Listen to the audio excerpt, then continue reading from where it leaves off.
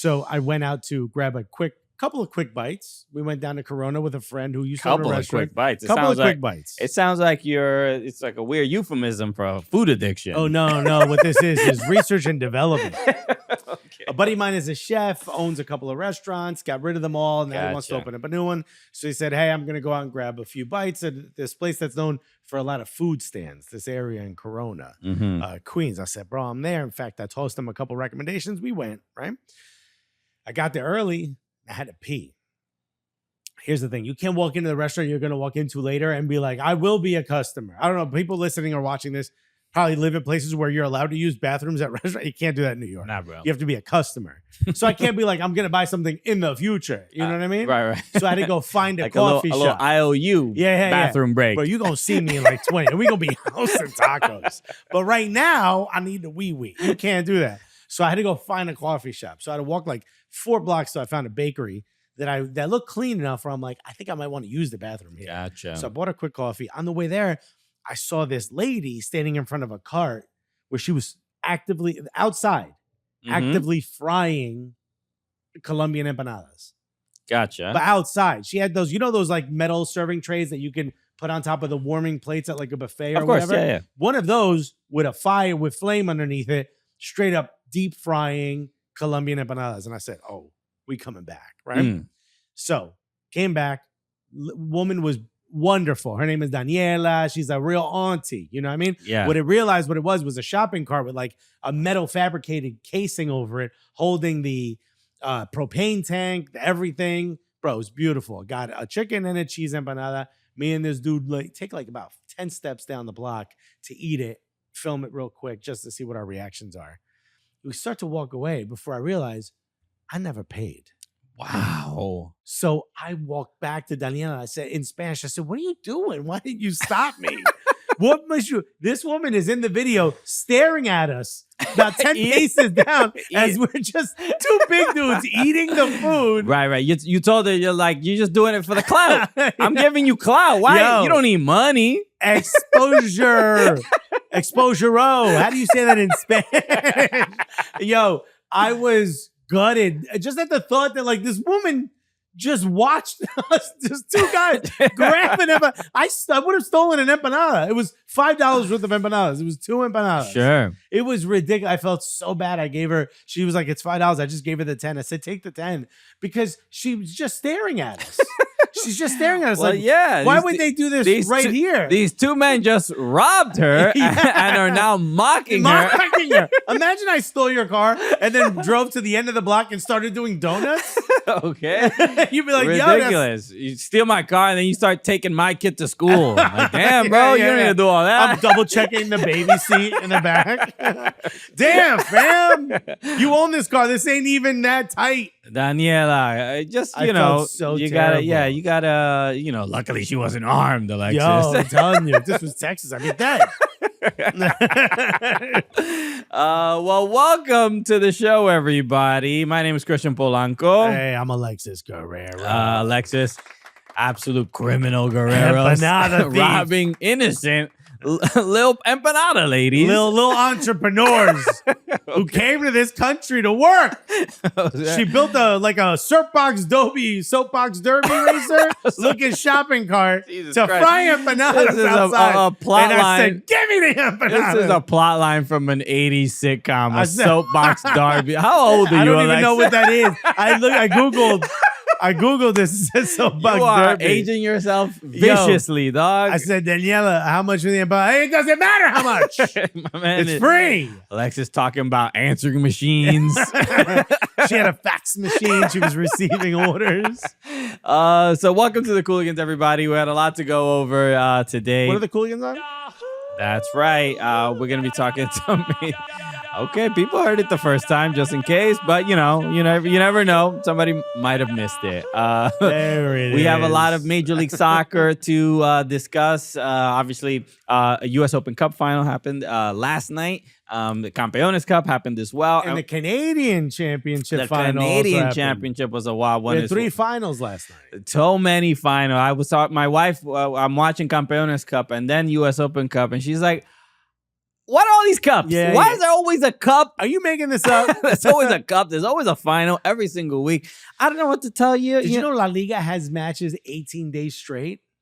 I was noticing, like, why is there a match on a Monday and a Tuesday? Like, 18 days straight of La Liga matches. Wow. All right. Well, I guess I got nothing else going on in that country. Might be right, bro. That might be too much football. I'm about to join the players union so I can protest for them, bro. with them. I kind of feel like I should be involved in the strike. I have to talk about this every day. Y'all got to play every day? At the very least, like, we'll sub in one or two of those. Bro, seriously. You need some help? I got a couple minutes in me. Please. Because support Rodri.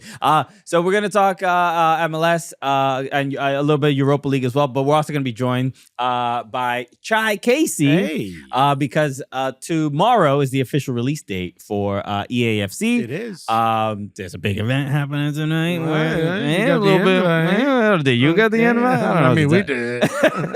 I don't know about you. We're not here to really like flex or whatever, not but at all. but we happen to be flexing a little bit. Yeah, just a light Hooligans will be there. Just a light flex. So Chi Kacee will be, obviously you know her from streaming on Twitch, and playing EAFC for so many hours that I don't know how she does it. But we'll talk to her about the upcoming game and a bunch of other stuff. Her computer chair has like her back, her legs are just carved into this seat. It is literally just a you know how the people that are in Pompeii that were preserved in ashes. That's what that chair is like. That's how my chair looks like. My chair is like, I got like 2 more farts I can handle before this thing goes kaput. Okay. So let's start with the U.S. Open Cup final that happened yesterday, which started at an ungodly 10:30 p.m. Eastern time. Bro, what are we doing? I had to rewatch this in the morning. In portions, because there's no way I could watch it. Obviously you have to do a morning show. I wake up to do a morning show, but I woke up to find out like, oh, Giroud scored again. Yeah, it must have been a final. Only time he scores, he's like, wake me up when it's important. Right, he hasn't scored a goal in Major League Soccer yet. Not Major League Soccer, but he scored one at the Leagues Cup final, and he scored in the U.S. Open Cup final. Yeah. But yeah, so Giroud scored. So obviously LAFC against Sporting Kansas City. LAFC, congratulations. They lost their previous 2 finals, right? The Leagues Cup final and what was the other final that they lost? What was the MLS Cup. No? MLS Cup. Yeah, MLS Cup. So by the way, Chi Kamara scores in this game.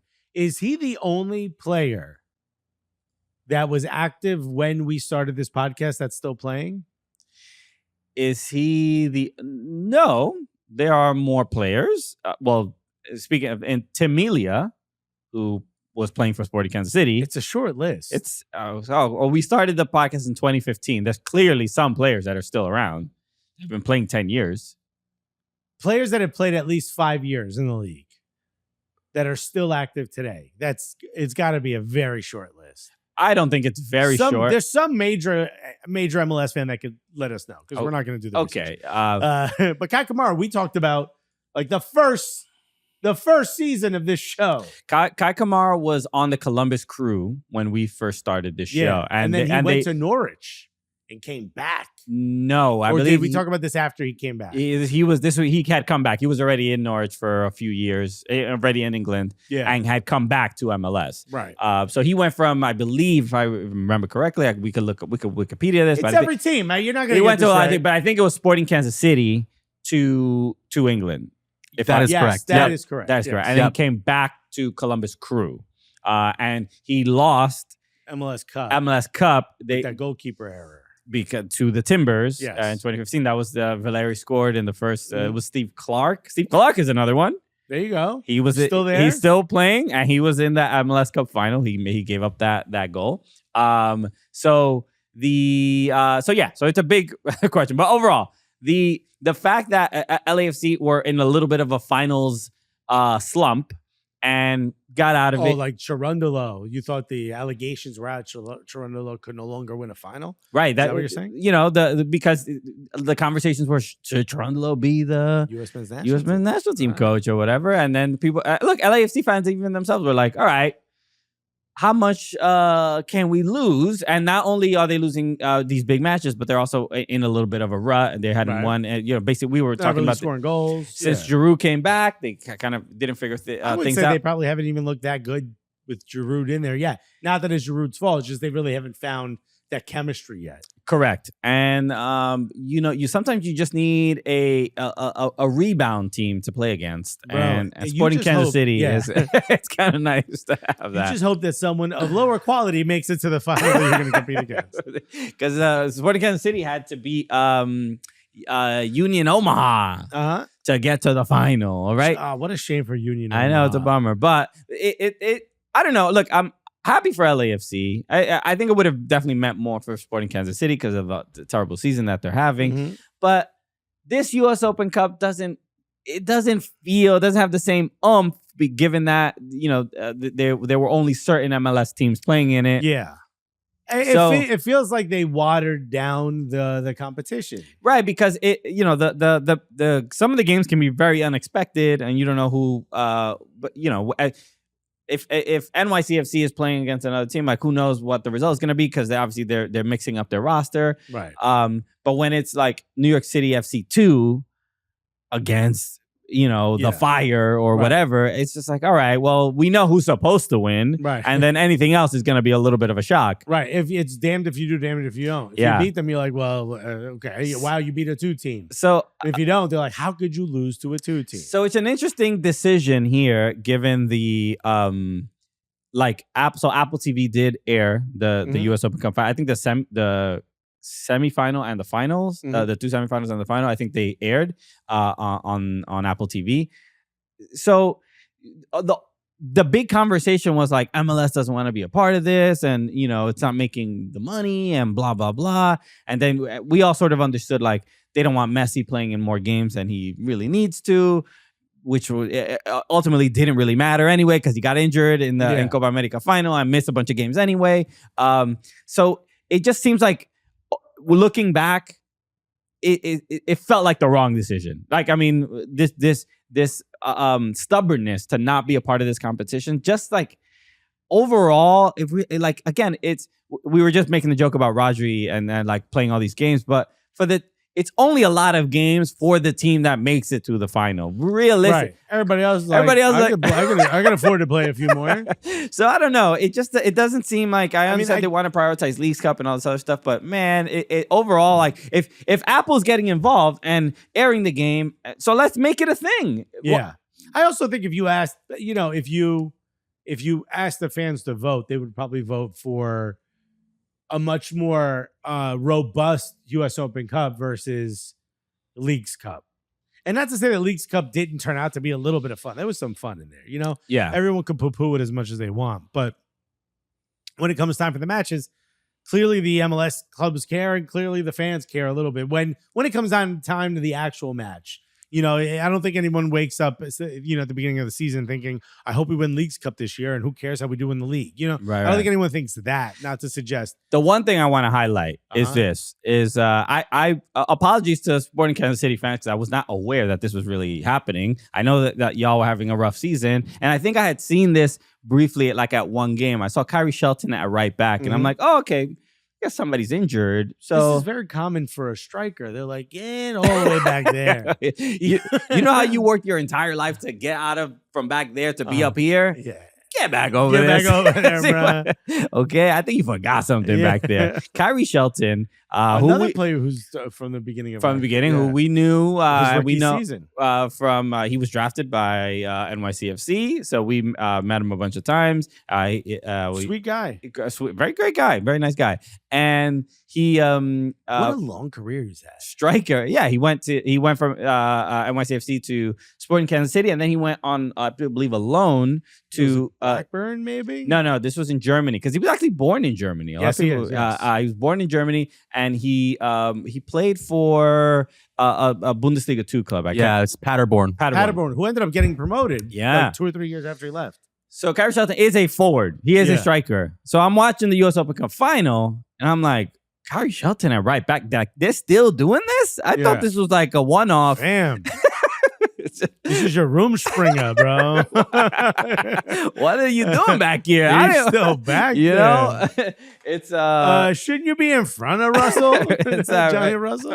Is that Nicki Minaj meme? Ariana, what are you doing here? Whatever. So the Kyrie Shelton at right back is, I mean, let's just keep it a buck. This is criminal. You can't do this. I understand some people, there were a couple people commenting like, oh no, he's been pretty good at the, no, I don't care. He's going to have a decent game here and there. Yeah. That's normal. In a final? In a final against Denis Bouanga? Nah. My man cooks proper defenders all day. Yeah. Kyrie Shelton, he did okay. He got the speed to be able to keep up with Bouanga a little bit. He has the speed, but he has the pace. He doesn't have the explosive. No, he doesn't have defensive, the quickness. No. Not at all. There were so many moments. I'm like, yo, I feel bad. Yeah. I mean, I understand like they're doing what they can. I mean, clearly there's a bunch of injuries, but there must have been a thing of like, all right, we got a lot of injuries.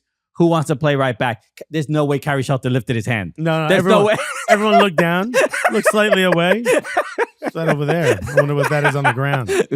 Oh, Peter doesn't see me. And Peter was like, Kyrie? He's like, I'm just looking.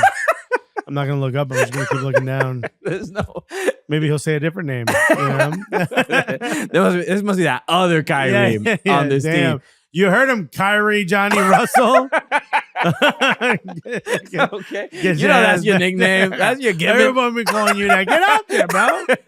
This was a I'm watching, and look, again, he wasn't terrible. I mean, we're looking at the FOTBomb rating of 6.6. Everybody, on the team defensively wasn't great. No. But again, because we know Kyrie, I was watching it. I'm like, this is one of those, it's clearly a like, yo, I'll do whatever I can to get on the pitch. I just want to be on the pitch. I want to help my team. Help my team. Yeah. And it's like, bro, and I'm not even blaming Kyrie in this scenario to be put in this position. I'm like, the fact that Peter Vermees is the coach and president of this team, whatever his exact role, sporting director, and is probably dealing with several injuries and has not maybe thought ahead a little bit of like, let's sign somebody. Let's sign somebody available. Right. Just a warm body out there that knows the position. Someone who's played this before. Okay.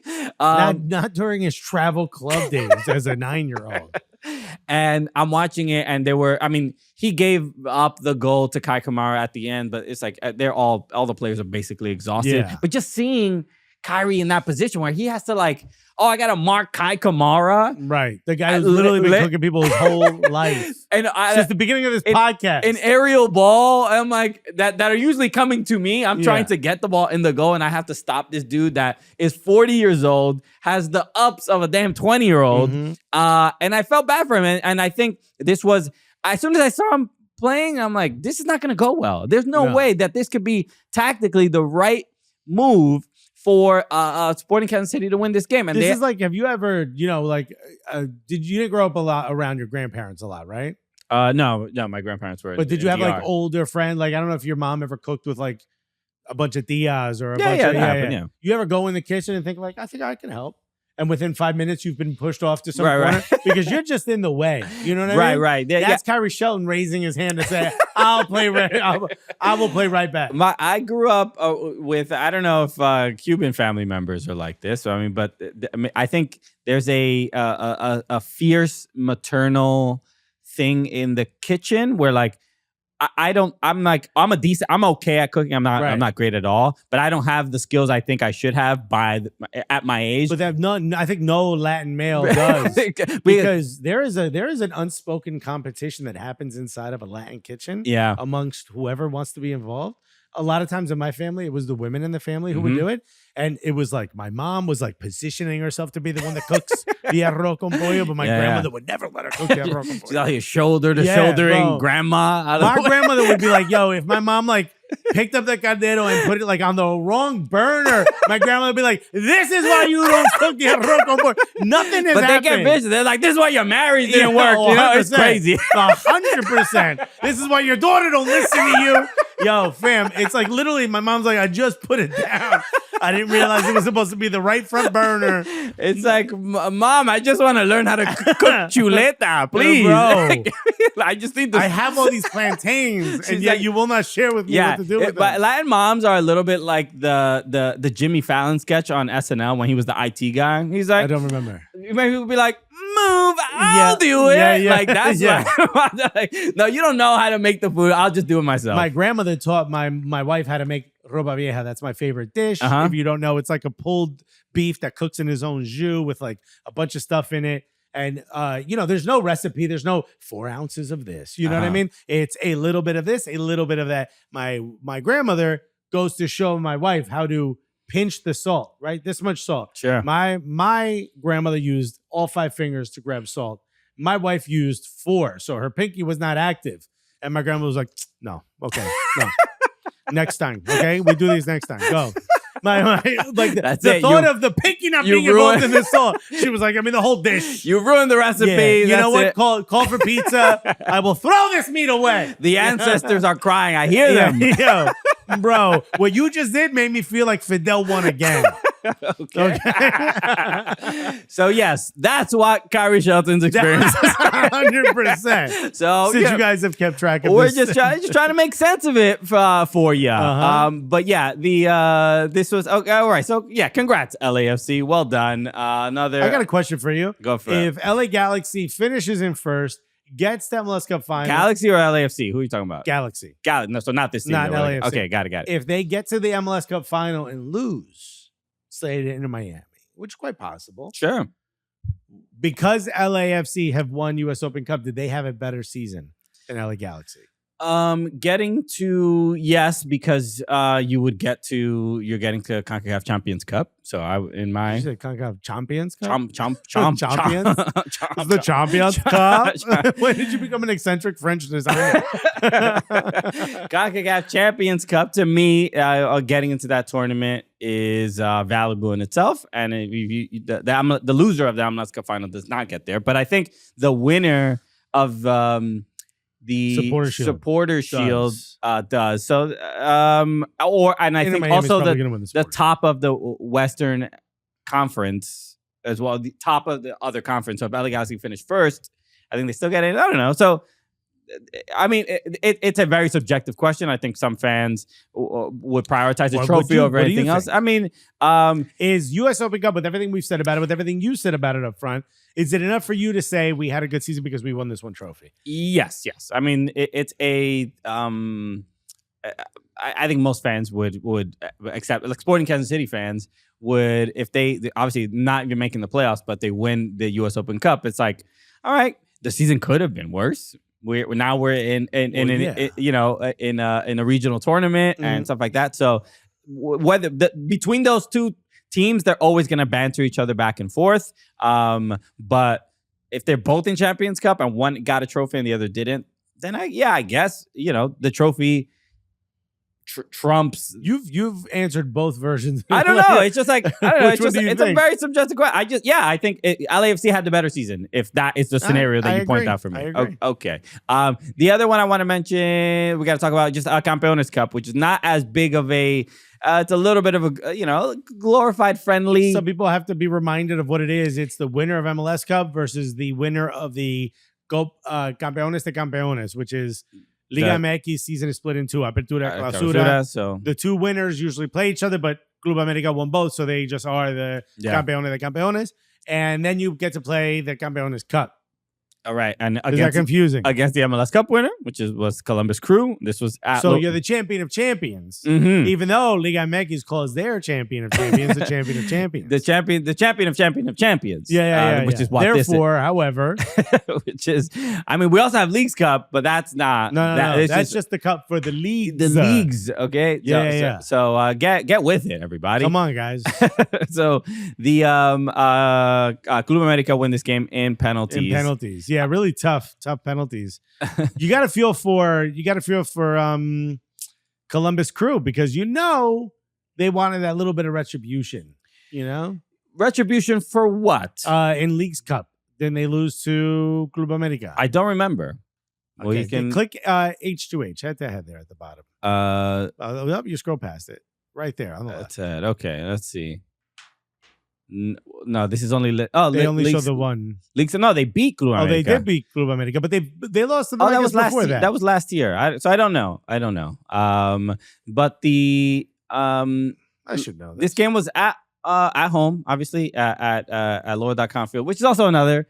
Campeones Cup is always at the MLS team stadium, which is like, all right, okay, we're doing this again. I mean, how? But I was watching this game, thinking about. I was watching the game, thinking about like, oh, this is a game where there isn't, I don't know, that like the stakes are not there. It felt a little bit like the way All-Star games are, especially the NBA All-Star game, where like first half is like, whatever, let's just get through these games. Right. And then second half is like, oh, okay, let's actually try to do something here. Yeah, we should probably try to defend now. Yeah. So that you could tell, but from a player's perspective, I mean, you could tell there's like, it's more of an ego thing, like that they want to win the game. But the fact that Club América scores first, Malte Emerson gets the equalizer in the second half. Former New York City FC player. Yeah, it's a big moment. And then that's when the game started feeling like, oh, okay, like now we want to win this but Columbus losing a game at home is like that. There was a little bit of I got a little hater in me. I'll be honest. Okay. Because I like it. Columbus has been they have incredible form at home. They've been they beat New York City FC in Leagues Cup, in MLS, and just over. We had the contentious result at Yankee Stadium with like the VAR call that went the wrong way and all this other stuff. So there's a little bit of hater in me that's like, yo, hold this L, Columbus. Hold this L a little bit. Y'all haven't been holding L's. Oh yeah. Oh, you're enjoying this. See, I'm taking a different track. I'm thinking more as just like an American. You don't want to lose to Liga MX competition at home. Okay, all right, that's fair. That's the way I'm looking at it. They've won too much. They've won too much. I also like Wilfred Nancy, bro. I do too. I'm happy when he wins. I think he's the best coach in the league. At this point, and getting to watch the Crew and also watch LAFC on the same night in different matches, you're sort of feeling like you're watching the sort of, not counting Inter Miami, but even arguably, I would say Columbus Crew is more fun to watch than Inter Miami. Yeah, for sure. Just the style of play and like, again, you're not watching necessarily like superstars, on paper. And I think Tata Martino's an incredible coach. But, I agree. He's like, how do I make these guys look 5 years younger? Versus Wilfred Nancy, he's got them balling. Yeah. And it feels so plug and play. It's so dope to see that in the league. Sure. There's there's a couple players that I'm just like, yo, why are you so good? Like, where you learn this at? Are you thinking Farsi? Farsi's the first thing. Crazy, bro. That I'm like, yo, there's a little bit of like, why are you in this league, bro? Yeah. Like, I don't want to, poo-poo MLS. He was the number one futsal player in Canada last year, but 2 years ago before he came to the league. There's something about just how he carries himself, the way he moves, right? I'm just like, yo, you move like. We're going to be talking about EAFC later. You look like one of the upgraded cards. Yeah. Why are you always team of the year, Farsi? When am I going to get regular ass Farsi, bro? I'm tired of playing against, team of the week, Farsi. This is crazy. Yo, you got some cheat codes I don't know about over there? But no, really, really impressive. Him, Arfston. Right. Again, outside of the big names, but also we had mentioned Christian Ramirez as well. I'm like, a whole new player. What happened? Where'd you learn? When Jurgen Klinsmann said, yo, you in the national team, why wasn't you doing this? It's so wild. It's great to see that. But that's kind of what I was thinking. I was just watching these two teams, and I feel like I'm watching the two sort of, I don't necessarily best coached, but the two teams that like seem to be in like really, really great form. Because not just form, it's like tactically diverse. You know what I mean? Yeah. Like Wilfred Nancy can like make little changes throughout the match. Yeah. But also his system supplies enough opportunities where even if they're coming after you, let's say someone's hitting you on the counter, it's a slight shift. Yeah. You know? And I think I don't know if anybody's going to be offended about what we're saying about Inter Miami, but look, you can sort of tell at certain moments with Inter Miami that like when Messi's frustrated that they haven't scored any goals and whatever, he's like, all right, let me just pass to the guys I know and we'll make something happen, right? And there's a clear trust between... Look, the homie's going to have to handle this. Okay. There's a clear trust between him, Alba, Busquets, and Suarez. And we saw it even at the NYCFC game where the goal came from a pass to Alba, and it was, again, a great pass from Messi, and then from Alba to Campana. But there is this is, and I hope people just are sort of aware of this, maybe if you're not watching Columbus Crew games regularly, but I think what we're seeing is, I don't know. I'm not gonna say the equivalent of like a Manchester City. No, but it's like Pep, right? You're watching the game play tactically in that is different from any of the other clubs, and I would say just to that degree, where Manchester City is like clearly they look very different from the rest of the other Premier League clubs. And Columbus, except Arsenal, but Columbus Crew are it's entertaining, fun to watch, and and so I mean penalties, anything happen in penalties. So and the goal scorer Amundsen, he's the one that misses his penalty after Schultes saves them and makes a save. Who bangs it off the crossbar? That was Malte Amundsen. Was it? Yeah. Oh, you sure? Positive. Yeah, it was him. Okay. So yeah, it was a entertaining 2 matches. To say. Congrats to Club América. What do you get for this again? You get a trophy. Just that's it? Little Campeones Cup trophy. Do you get the CONCACAF Champions Cup? No, I don't think you get anything for it. Nothing? It's just a little, hey, come see Club América out in Columbus. America's like, yo, bro, come out to Columbus. We'll play a little friendly. It's the Community Shield. All right. We got to chat with Chi Kacee, Kacey Anderson, a little bit. So we'll talk about the upcoming EAFC 25, which I've already started playing a little bit. Same. I need to get some advice. You know what I'm enjoying? Rush. Right. I haven't even played Rush yet.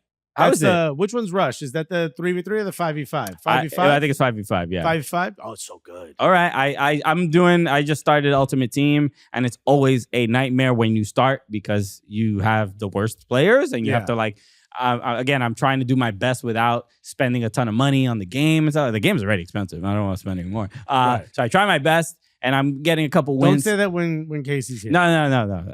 Spend all your money on the game. Yeah. Her job is to get you to spend all your parents' money on this game. Okay. Specifically your parents' money. Not yours. My mom's like, ¿Tú quieres mi carta de crédito? I'm like, shut up, mom. Casey told me to do it. Okay. She influenced me. I have been influenced. All right. So we'll chat with Chi Kacee right after this. Welcome back, everybody. Look, I've replaced Alexis, and we have a proper upgrade, I think. All right. The new edition, just like EAFC 25, they come up with a new one every year. I get a new Alexis every year. And I'm excited about our guest on the show today, a friend at this point. All right. We're fierce rivals when it comes to playing EAFC. But for these few minutes that we're chatting, we're going to be friends. Okay. All right. I'll let it slide. So, everyone, please welcome Chi Kacee, everybody. Do you prefer to go by your handle when you are introduced? I mean, that's my handle on every social media, but like casually, it's just Case. Probably easier that way. Okay. So it's not KC. Well, that's actually my government name. Got it. But got it. The gamer tag is Case. It's always been my nickname since I was a kid, so I just go by Case. Got it. Because I for all this time I've been saying Casey and then reading out your social security number. And I'm like, was I doing it wrong this whole entire time? Apologies. I did not realize. But no. Thank you for joining us in studio. Finally. Crazy, huh? It's beautiful in here. Next I gotta go to your streaming setup to it's play. Not as cool as this. So you're in New York for the EAFC is doing a big launch event, which we're gonna be at tonight again. Big flex. We got the invites, Casey. I don't know what to. I mean, like it's just you feel bad for all the people viewing who are not able to go, but I mean, we can only do so much. You can live through us and just all the cool, because there's gonna be some celebs out there, and not just us. So it's gonna be great. It's gonna be good. You'll see. Follow Case. I wanted to say the social security number, but I didn't. And you'll see all the photos and everything. But EAFC 25 already. I've already watched your stream. You've been playing a little bit. I've been playing a little bit too. I don't stream, so I improve in silence. You know what I mean? I'm in the background. I'm watching all the streaming. I'm like, all right, what tactics are they doing? Okay, so if it ever comes to the situation when I'm invited on their live stream to play them, I'm like, I've already been studying you or whatever. Behind the scenes, right. Okay. I got my binoculars, bro. But your first thoughts, and I'll share mine a little bit as well. But your first thoughts on EAFC 25? Yeah, the thing is, so every time the year is done, I'm like, we have the best items in the game, 99 rated. And I'm like, I just want to get back to the gold items, the basics. And that's exactly what we get every year. And so it's always very, very exciting. We get into it day one. It's just like packs. So I've had some decent pack pulls this year. We packed Kevin De Bruyne twice. Must be nice. I know. It's not too bad. My best so far is 86 Rodrigo. Okay. So that's where I'm kind of at right now. And it's, I'm not winning as much as I would like. But I'm beating some teams with much better cards than I have. No, it is hard because I feel like everyone gets into it. It's just grinding and opening packs. And so it's day 2 and people have god squads in the game. But also in terms of gameplay, it changes from year to year. And so this year it feels slower. And so we're having to adapt and learn to that. But I mean, after playing for a week, you kind of get used to it. I don't know about you. Have you seen that? Slower is not, I wouldn't describe it as slower. It feels, and I feel like year after year, the main thing that always improves is like the physics of the game and the ball physics. What I'm noticing now is like even little things of like, say you send a long ball and the way it bounces to get to the player, it's just way more realistic. It's a little bit more unpredictable. I do find, and they always update the game even throughout the year. But the dribbling for certain players, like I take pride in defending, right? That's I sound like the lamest human being in the world because I beat people in the game and they send me a message like, "Yo, you corny. I'm like, oh, what else? I don't tell you, I got the fundamentals down. Okay, defending's hard though. It's actually very difficult. So I try my best because I don't have the best players in the game. I'm like, all right, I got to defend because some people are packing De Bruyne twice, right? So I have to do what I can. And I'm finding that is a little bit more challenging when like I felt like I was able to kind of predict where players were going to go a little bit better than before. And then that's the physics sort of change every year. So maybe it just takes some time to adjust. But just like the way you said, like you just said, oh, I want to get back to the like gold cards or whatever. I'm the complete opposite. I'm like, you want the leave best. me my 99. Why are you taking this away from me? I did nothing to you, EA. Why would you remove my 99 pace Sophia Smith from me? That's fair. I was just beginning to destroy the competition. So it's a challenging thing. I mean, we were joking before about like the amount of time that PlayStation, they and I think Xbox does this as well, but it tells you how long you've been playing the game, how many hours you've logged into the game. Have you seen that number lately or even for FC24? I have had the game for about a week and I'm logging minimum 8 hours per day. I mean, this is the thing. We joke about, and I want to talk about this a little bit. We'll get more into the game, but your life is, again, people might be envious because they watch on stream and it's like, oh, this girl's playing EAFC and this is great. Like, man, I wish I had that job. I work at the library or whatever. I mean, shout out to all my librarians out there. We got a huge fan base of librarians. No, but there's a little bit of envy because the job looks cool when you're just watching. But I mean, can you share a little bit of just the behind the scenes of what it's like to do this job and the amount of like, it may not feel like labor per se because it's just like it all looks fun and cool, but that you have to log in the actual time to do this over the course of so many years. Yeah, I mean, the biggest difference, say like a typical 9 to 5, you're sitting there for a full 8-hour workday, but like you have breaks, you're getting up, you're doing something. Right. You're in front of the camera and you're having to be ready to go for the entirety of the stream. And so I think that's the biggest difference. If you're just sitting down playing Weekend League off camera, you could be sitting there, eating your popcorn in between, on the phone, watching Netflix. But like, I'm looking at the chat. I'm looking at, I'm listening to music, probably singing to it at the same time, also playing the game. So there's so many things going on that it's just like, it uses my brain so much more. By the end of my stream, my brain is fried. I can imagine. Yeah, because you're talking to, you will have had somewhat of a conversation with like whatever, 400 or 500 people, and responding to the chat and just, again, people think it's just like it's an easy job, and yes, it might be easier than some. It's fun, yeah. But sometimes it's also not fun. That's true. I mean, sometimes I throw my controller against the wall, and it's not pretty sometimes, but that's the game. Yeah, it's like the hustle of just like being a content creator, especially somebody who streams live. The demand and the requirement, like, I mean, you got the verified check mark on Twitch. You don't get that by just streaming from time to time or when you feel like it. It is work. You gotta be on. You have to be entertaining, and you have to like grow your audience. So just I just want to highlight that because I think sometimes people think like, oh, just a gamer, and like it's not a viable or not even just viable, but just like not a laborious job. And that's exactly what it is. It's insane. Sometimes I love EAFC just as much as anybody else, but I watch you sometimes, and I just see that you're live, and I'm just like, bro, I feel for her. Yeah, it's also like staying on top of everything that happens in the game, especially Ultimate Team. There's constantly new things coming out. People come into the stream wanting to know what's happening, and so I have to stay relevant, knowing what's going on, and as soon as it comes out. So like, content drops at 12 p.m. Chicago time for me. And so as soon as that's on, I'm on Twitter making sure I know everything that's happening so I can let everyone know. When you say content drops, meaning like the new SBCs, new items, promos, that sort of thing. So that's every day something new is getting released. And so I just have to be ready because people come to my stream being, what's new today? And I have to know what's happening. Yeah. I mean, you're effectively an ambassador for the game. And yeah. So, and then, when it comes to, you also have to be good at the game, right?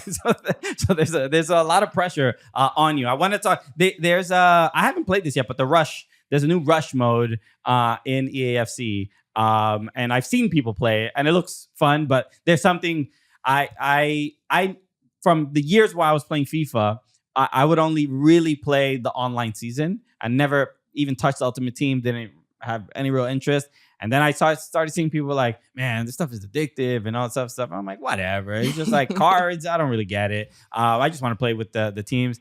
Then I played Ultimate Team, and I'm like, I don't even know other modes exist. Yep, that's it. That's all we play. I mean, once you start it, you can't stop. It's really difficult. Yeah, I mean, I looked at my hours for FC 24, and it was something like a little under 300 for the year, which is that's decent. A fair amount of time. I mean, it's not. I mean, that's like, that's weak numbers for like if you're like a pro or whatever. But all those minutes, were Ultimate Team.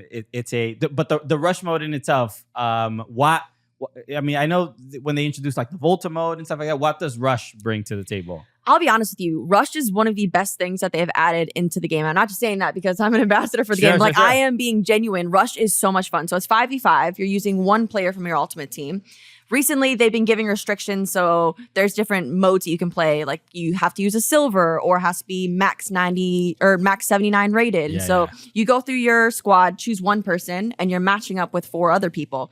Could be randoms, or you could join with your friends. Oh, cool. So it's 5v5, you're playing, and it's kind of, like Kings League. It's that rules. So it's old MLS penalties. It's dodgeball start of the game where you're running at the ball. And so it's very, very different rules in terms of typical football, but it's very quick games and it's been the most fun. And then it also goes to your actual ultimate team, so you can get packs from it. Got it. Yeah, I heard that to Rushmore, they're also introducing a portion where you can have a fierce custody battle with Shakira to to sort out all the family issues that became. So yeah, exactly like Kingsley. Yes, I love it. All right, cool. So I gotta try that as well. I want to talk a little bit about the.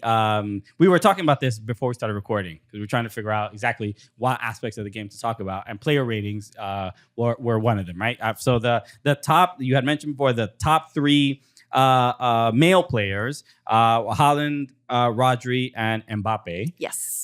Which really not a shock, but I guess the Rodri. I think people are surprised by that one. There's a little bit. I mean, look, he's in. I thought he should probably be winning the Ballon d'Or. Yes. But it sounds like, which is also why is the news coming out that Vinicius has been told that he's winning it? Like, what? I hope it's fake. I hope it's fake. But I hope it's fake for the sake of like, well, so I want to be surprised on the day. So it's whatever. Who knows what's going to happen? But Rodri, given the fact that he had so obviously so well for Manchester City and then also for Spain, I could understand why he could win the Ballon d'Or. And so I understand why he's also rated 91. But there's a little bit of like, you need ball knowledge to understand why he would be rated 91 because he's not a flashy player, but we've all played on a team where when you have somebody that knows how to like just maintain control of the ball, this is a priceless figure on your team, and you just and that's exactly what Rodri does. So but the other one, the only female 91 rated player is Aitana Bonmati. Yes. And I got her in the loan. I'm just praying, I wish I could get 100 of loan matches instead of just the 10 that they give. But this is a thing that bugs me a little bit about the player ratings is I feel like the European female players are, you could probably argue about the men as well, but the female players are way, like the ratings are way too high in my opinion. I mean, again, they're good players, but then when you look at like NWSL ratings, which like I'm not really watching the women's La Liga very often or women's Super League. I just my football diet is I just don't have. No one has the time to watch MLS, La Liga, and then the women's and everything. I watch mainly Premier League, MLS, NWSL. That's really where I spend most of my time, and then the occasional Bundesliga and La Liga. But I'm looking at Bonmati. I'm like, all right, what? I understand she might be 91, but why is Sophia Smith and Trini Rodman in like the 80s? I'm like this. They just won the Olympics. They like let's be a little bit. Let's be real. A little bit. It seems a little bit egregious sometimes. Yeah, no, I see it. I do think that sometimes NWSL is paired with North America as a whole. So that's MLS, NWSL, which totally they should be separate in terms of women's football specifically. Yeah. But I mean, I also think maybe it's like USA. I don't know, because they haven't been as great as they were in the past. And so maybe, I mean, Spain is obviously dominating. So that's why the Alexis Putellas, that's why Bonmati, that's why they're put in those positions. I'm not really sure. I mean, I think that in terms of Barcelona, they're the best women's football club in the entire world. So they dominate those. But I agree. Like the ones coming after that, we should see a higher rated Trinity Rodman. Sophia Smith, I think, is 88. So that's pretty high. Okay, yeah. So that's very well deserved. But there's also other names that we're seeing way further down the list. And I'm like, do they not know that they're some of the best players in NWSL? What is going on? Yeah, there's a little bit of like you're not even watching, right? Like I can't be crazy. I think there is a look. Where is the? I mean, the studio that makes the game is based in Canada. No. Yes. Okay, Vancouver. So you all know. I don't know who's exactly deciding to like. Somebody has access. We had Nicole Baxter on the show, and she is I forgot her exact role, but she's essentially the person telling them like, "Hey, these are the players we need to be watching," and from the women's game. But I think she needs to be doing that for like full on clubs. Like watch this whole club. Watch the Houston Dash. That would go with good players. It's a frustrating thing just because you pack a lot of NWSL players, and you would expect that they would just be a little bit higher in their player rating. So, but this seems to be an issue. You mentioned North America and the United States in particular, because your team, the Chicago Fire. Oh man. The CHI in Chi Kacee is for Chicago. It is for Chicago. So you represent, and the Premier League just had the Fan Fest there and everything and stuff like that. But the Fire themselves, when it comes to their player ratings, were pretty awful. Horrible. I mean, I think it's the worst that since I became a Fire fan, which is like many, many, many years ago, this is the worst player ratings that I've ever seen. I think there's one gold item on the team. The rest are silver and bronze. Brutal. I mean, Shaqiri's gone, so he would have been a gold, but there's no one. Sure. I mean, we are second to last. Respectfully, but he wasn't gold in real life. Right? True. That is very, very true. He was not doing well out there. But look, I don't know if it's a. I guess look, this game has so much influence on how we actually view these players in real life. It's true. That we should take a little bit more consideration. I mean, I guess some people might be like, oh, it's a video game or whatever. But there are, it's similar to like when sometimes I'll meet like my son gets invited to children's parties all the time. So I'm at party, and then sometimes I meet other families and stuff. And then my wife will tell somebody like, oh, he works in soccer. He interviews players. The first question is always, have you met Messi? Have you interviewed Mbappe? Like, they don't know really anything. So it's just, this is when they see a silver Kellen Acosta card, they're not like, yo, have you interviewed Kellen Acosta? No. Which I have, and he's great. He is great. I got to see him over the weekend. Fantastic. He's a great guy. Played on the national team. Yes. Did he win MLS Cup with LAFC when he was there? I think so. I think so. Bro, 71 ain't good enough. Bro. I know. That can't be the rate. 67 shooting, by the way. Like, that is insane. It's wild. I mean, it's just so skewed. It is. And the bias is severe. I mean, I think we're still living in the like, it's a retirement league kind of a thing. But then that doesn't explain NWSL ratings. Right? I know. It's all over the place, really. So it's not about, look, we're just voicing our concerns, okay? This is not to be like some vitriol attacking EA. We're just advocating for the American player and the player who plays in the United States a little bit more, because I think there's just some oversight. We're being overlooked. Maybe we'll get some good team of the seasons or good promos throughout the year. That's what we can look forward to. I know. I mean, they're tossing us scraps. They're tossing us a little team of the week scraps.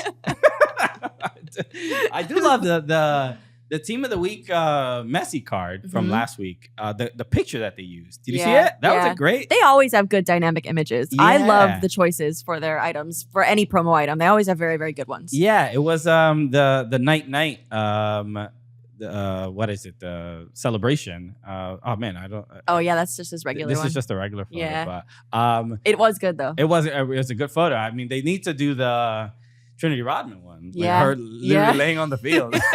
They should. That would be dope.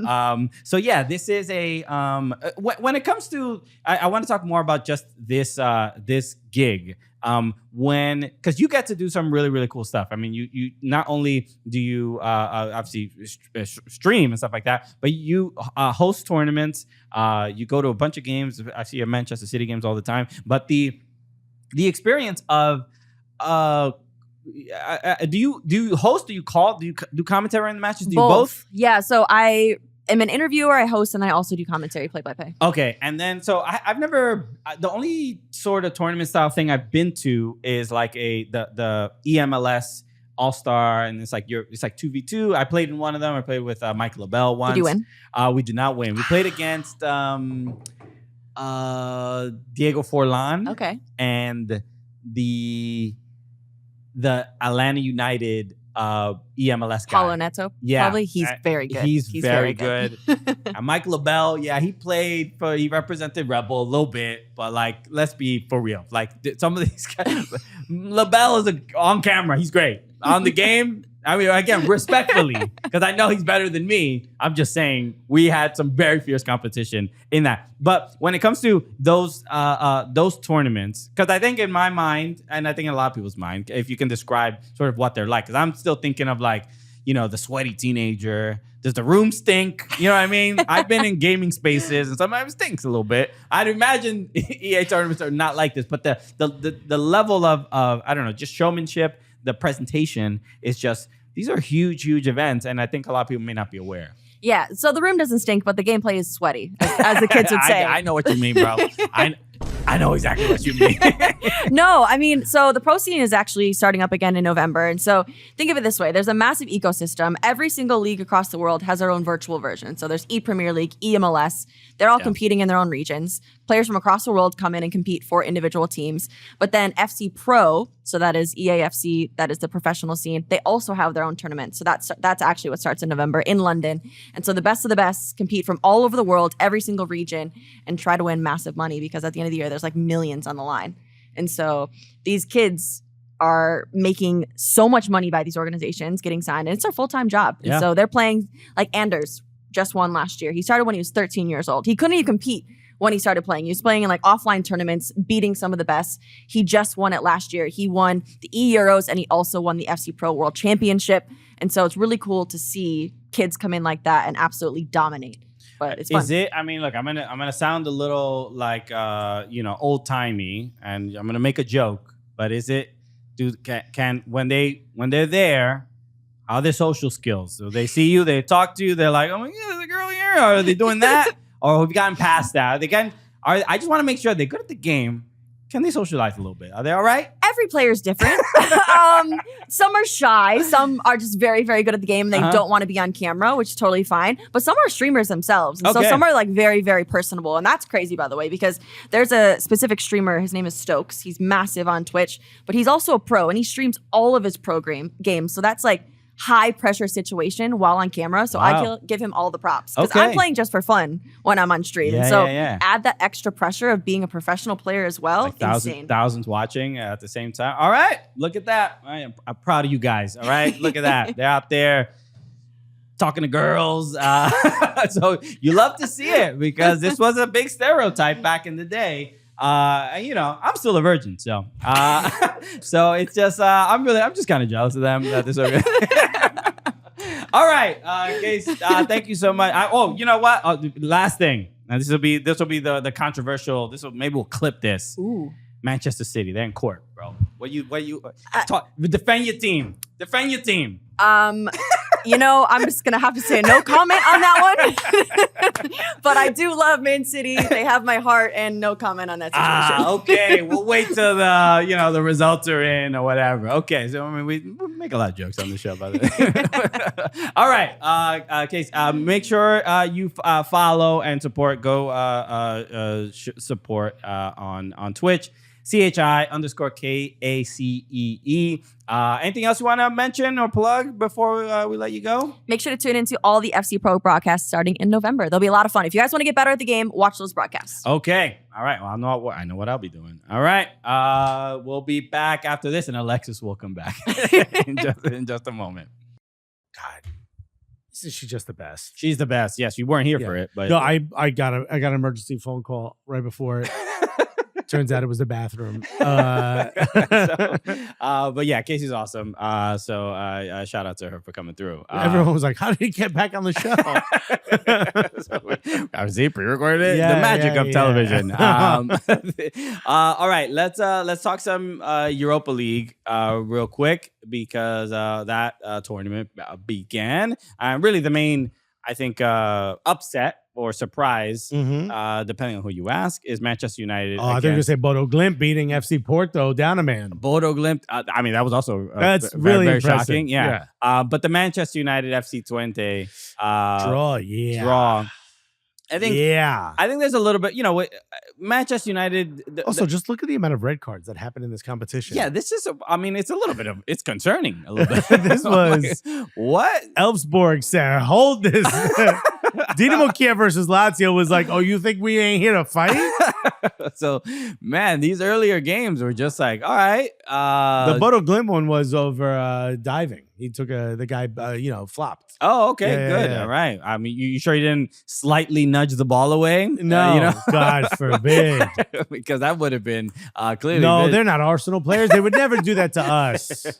But no, Manchester United against FC Twente. This was, I mean, the goal from Christian Eriksen, which was pretty great. Yes. Great, amazing goal. But then the giveaway that led to the other amazing goal on the other end was disappointing. I mean, I think week in and week out, people, depending on there's a what would be the exact word? There's like a sort of a bipolar nature to not only how Manchester United play, but then also how their fans react to it. But I think it's because it just never gets really good. It never gets really You know good. what I mean? There's moments where you're like, oh, it's not that bad. because you got the 7-0 against Barnsley, Right. and you're like, okay, wait, we actually might be the greatest team on earth, Right. Because As long as we play League 2 competition. even it's still not easy to score 7 goals against No. League 2 competition, And they deserve all the credit for that. right? But I mean, look, they've beaten Fulham this year, and they drew against Crystal Palace, and they only beat Southampton. Those are their 2 wins and a draw. I think they lost to Liverpool, and I can't remember who the other loss was to. Yeah. It hasn't been a great start to a season. This was the main. They lost to Brighton. They lost to Brighton. That was the other one. Bro, they did a whole search. Remember? A whole search for Supposedly, right? At the end of the for a season, they coach. went to Yeah. we're looking for hard and wide. We got a new And sporting director, Dan Ashford. And it's like we've come back to Greg Berhalter. Yes. So this is who we're gonna go with. No, this is a game where, again, I think it's There are a lot of parallels, but go ahead. there's a difficult reality to kind of accept, and I don't know how long Manchester United are gonna be in this position, but like it feels like y'all are just a mid-table club, and that is just something you got to live with for a little while. I don't know if it's just simply coaching. Remember a few years ago when they got rid of Ole Gunnar Solskjaer, Mm-hmm. and they were like, "Yo, we can do better." I was like, "All right, you in second place, Right. You finished second. Yeah. Do better is win a title." Now they finished 8th. They're right now, I think, in 11th place. Yes, it's really early in the season. Anything can happen. There could be a complete turnaround. It just doesn't feel like there's a turnaround. And because I haven't seen anything new this year that makes me say like, oh, that's what's going to cause the turnaround. You get what I'm saying? Yeah, there's that. It's fairly easy to look at certain matchups in Europa League, especially when, obviously the quote unquote bigger teams or the Premier League teams are in it. You're like, all right, they got this one. They got this one. Mhm. And again, yeah, anything can happen in 90 minutes, but y'all should win this game. I mean, Y'all should be beating FC Twente. For yeah, sure. like let's just be BFFR. You know what I mean? Yeah. Like, Yeah. it's kind You of know that Eric Ten Hag has like a deep history with FC Twente. no, I don't know. He's from that area. I don't know if he was part of their academy, but I know he was part of the club. Oh. His like family, there's something at the stadium is named after his family. Damn, bro. Like he has a serious, like deep history. Bro, it's Eric Twente Hag, Bro, Ten Hag, bro. we figured it The out. fix was in, bro, from the beginning, dog. Okay, it's that double Ten Hag. Right? Damn. So He's called himself 20 Hog, bro. He said, I'm going to get this money. I look at the team and I'm like, bro, I mean, Charlie always says this, and I guess in a way I kind of dismiss it, but in this case, it kind of makes sense. Like, all right, if you're a manager, who on your team have you made better? yeah. I mean, Who? and then there's no real answer. No, not in real this answer case. there. I mean, you would argue like they're worse. I mean, Rashford, it's like a shell of himself. I But don't then he understand. scores and then you bench him the next game. It's like, what are y'all trying to do exactly? I don't know. The Højlund came back into this game. I believe he played in this one, right? So having him back, Well, I it's think. because Xerxes didn't look good at all either. So I don't get it. Also in the goal that they gave up, who was the guy running through the entire team? I don't know. This kid was a This beast. guy. Was it Lammers? I don't know who it was. But apologies for not remember. But that was just he literally through butter through all the defenders, and finally, I think Harry Maguire is the one that kind of stops him or gets in the way. Well, we're talking about a team that prides itself on its defensive prowess, right? That's the whole thing. Is like we're going to defend and then hit you on the counter, right? Fam, what happened to that first play? That was just absurd for any any team, let alone and this was at home. It's just like this was at Old Trafford. Yo. Nobody wants to step in to just like at least get in the guy, foul him, do something. Foul him, bro. He gets a great run on his part, and then the ball ends up at Christian Eriksen's feet, and this was a wild, like, especially after scoring that goal and knowing the type of midfielder he is, and who is very like just crisp passing, great decisions, very great spatial awareness. I'm like, you held the ball for like a second and a half, 2 seconds. You didn't see somebody running right, like you didn't like. It's checked it's. I mean, look. I've only the highest love I've ever played is TST. Yeah, but even Hold on a second. Nah, come on. Okay. Come on, give it up for him. Little 7v7 tournament. Yeah. You might have heard North about Carolina. it. You might have heard about it. You win more money for that than you do US Open Cup, by the way. So, but they, even when I was in training, it's always check your shoulder, check your shoulder, and Christian Eriksen not checking the shoulder. Nah. You gotta know there's somebody. Peeped him too. He's like, oh, he didn't check his shoulders. I should run up on him. And there's also from anywhere you've ever played, there's a lot of conversation happening on the pitch. Your teammates are like, man on. They tell you immediately how that, you don't have eyes in the back of your head. They can see, the defender, and they'll tell you, hey, make a decision right now. We got you. You don't have a lot of time. Right. And to me, that's on Christian Eriksen for not checking his shoulder. That's on his teammates for not saying anything in the again. They're like split-second decisions, but the defenders see, they're like, you got to say something. Yeah. Eriksen had way too much time. You're looking in the direction of where the ball just was. When it comes to Europa League seconds, he had a decade of time to make a decision. 100% could have sat down, crossed his legs,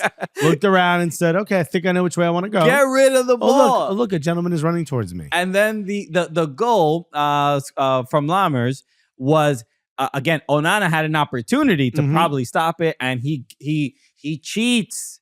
He thinks he's gonna go to the far post and cheats just a little bit, exposes too much, and he goes for a near post shot. It was a great goal, but takes guts. Yeah, because it's clearly the wrong decision. Yeah. If you're Lammers, you're like, this is gonna make you look like you're not ready for the next level. And that's the thing, man. It's like for a goalkeeper of his expertise. If you're gonna get beat at the far post, fine. Exactly. You know what I mean?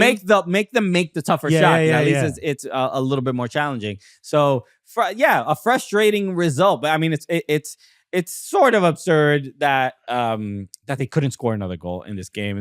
They should have already been up earlier, and they couldn't. So just frustrating that Manchester United cannot beat an FC Twente.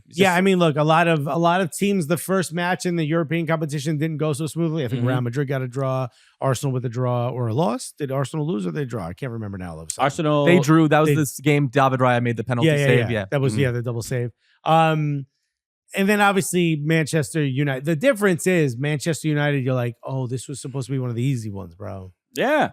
I mean, you're supposed to be better than FC Twente, bro. Yeah, just disappointing overall as a whole. So, not anything too crazy in Europa League outside of the Bodo Glimt result. But again, you want to change your thoughts on the format? You like in this is I had seen Nico on Morning Footy talk about, I think he was asked this exact question about what he thought about the table. And he was like, I need a few more weeks. He says he needs years. Okay. Oh yeah, he did say that. I mean, that's God, bro. What? This is why we were all worried about you getting married, dog. He's like, I'm doing a case study. Yeah. On How this am I supposed to know she's the one? You know? Okay. So I'm gonna date you for 15 years. Okay. We're gonna be married for 12. Yeah. And then I will. Then I'll put the ring on. Then I will decide how I feel about this when whole the kids arrangement. get to high school, we'll make a decision about how I feel about you. So wild results so far in Europa League. And remember, no teams drop down anymore. There's no Champions League teams that drop into Europa anymore. Correct. So if you're the best team in Europa, which should be Manchester United based on the way it is, although I put Porto as my top, and they of course lose. If you're one of the bigger teams, you got to beat the easy teams because there's no one dropping down. You're not going to face any other competition. Exactly. All right. So let's wrap there. Just a quick shout out. I want to mention this. I'm going to be performing some stand up in Newark, New Jersey. The great city of Newark, New Jersey. Yeah, I would love this show. So if you're in the area, the Brick City Comedy Review. This is October 11th? This is October 4th. October 4th. Brick City Comedy Review. Damn, I'd be there or else I'm not going to be in town. That's that's right. You are going to be away. So go Google it or whatever. I don't know what the link is. Your brain stopped working there for a second. Yeah, just Google Brick City Comedy Review. I believe they have an Eventbrite where you can get all their tickets. Friday, October 4th. 8 p.m. 8 p.m. In the great city of Newark, New Jersey. Yeah, your boy will be performing there. Always have a great time. There's going to be a musical performance as well. So come check it out. Justin Williams puts these shows on. Does a great job. Yeah, I've been doing these shows for years, and Justin is great. So Brick City Comedy Review, if you're in the New York, New Jersey area, come through. It's going to be a really, really fun show. So, all right, let's wrap up there. Make sure you follow us everywhere and subscribe to the show, subscribe to the podcast, subscribe on YouTube, do all the things you're supposed to do if you are a loyal supporter / I don't know, cult member of the Cooligans. Whatever. Hey, whatever you want to get. Okay, there's a Patreon level for you. Yes. We'll do something weird. Go to our Instagram and scroll all the way down and like one of our first posts ever. Okay. Just really send shockwaves through our notifications. They're like, wow, they are really dedicated. It's just a picture of pizza. So make sure you follow us on all socials and go follow Chi Kacee as well. CHI_KACEE.